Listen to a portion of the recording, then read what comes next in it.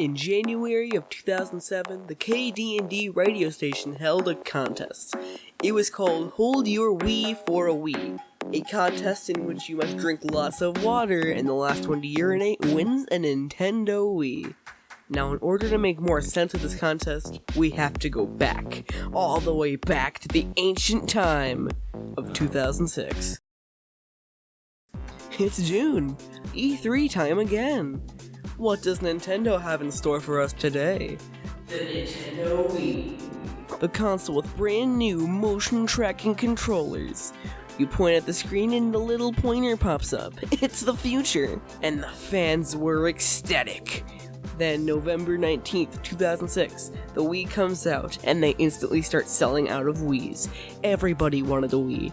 Nintendo and video game fans, families, grandparents goldfish. Every person on Earth wanted a Wii. And every store sold out. GameStop, Best Buy, even websites like Amazon had a lack of Wii. This gave the KD&D radio station an idea. We will make a contest, and the prize will be a precious Wii. And thus, the Hold Your Wii for a Wii challenge was created. Here are the rules. You had to drink 8 ounces of water every 15 minutes. If you pee or vomit, you lose. The contest went on for about 2 hours, and near the end of it, one of the contestants, Jennifer Strange, had this to say.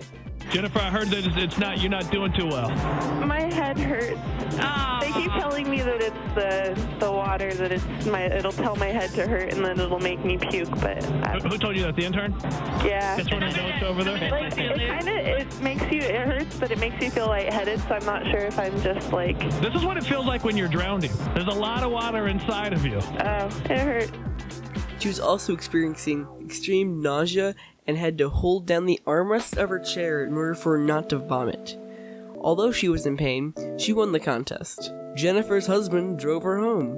While in the car, Jennifer started to cry. She was suffering from a severe headache. She feels extreme pressure on her eyes and starts to lose her vision in her left eye.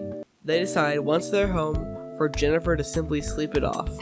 Once home, Jennifer no longer has the desire to pee or vomit. She went up to her bedroom to sleep while her husband made dinner. While her husband thought she was sleeping, Jennifer was actually unconscious upstairs, having seizures every 20 minutes. She had 5. When her husband went upstairs to wake her up, he found out what happened. He called an ambulance immediately. While in the ambulance, Jennifer had her 6th seizure. Jennifer is suffering from acute hyponatremia, which means there is not enough sodium in her blood. Now, why was she getting headaches? Well, there was so much water taking stomach space that it all started to flow up to the brain, causing it to swell up, ergo causing the massive headaches. Now, because your brain is enclosed in your tiny little skull, it only has enough room to expand 8% in volume before it pushes against the bones in her skull. And as her brain expands, it is crushing blood vessels in the process, causing hypoxia. Parts of her brain literally start to die. This causes permanent brain damage. She's also getting atrial fibrillation.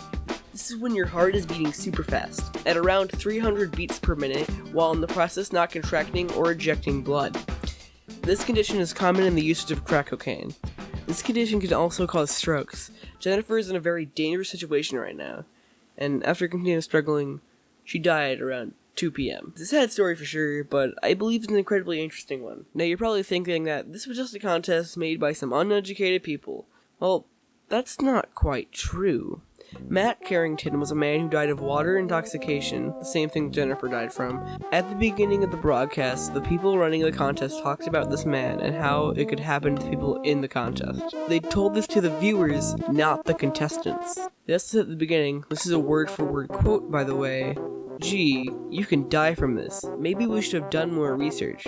The thing is, they did the research, but did not tell the audience, just to make it seem like they're a wacky and weird radio station just to boost ratings. This radio station will actually do anything for good ratings, and we have proof of that by looking at their past record. Also, as the entire contest was going on, they were getting calls from doctors, nurses, and other people working in the medical field telling them that this is incredibly dangerous and they need electrolytes because they're not being balanced with all the water in their system. and all they did was laugh it off to make it seem like it was completely safe and people could keep listening to the broadcast. Now, what happened to Jennifer's family after her passing? Well, the radio stations got sued by Jennifer's husband. They were sued for about $16.5 million. Now you might be wondering, Mason, why are you making a video on such a random topic? Well, there are two real reasons. One is that I think it's a really interesting case, and I thought I'd make a good video just for entertainment purposes and education purposes. And two would be for me to talk about incorrect information.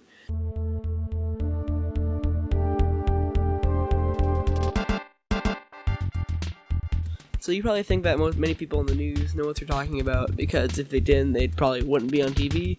That's very incorrect.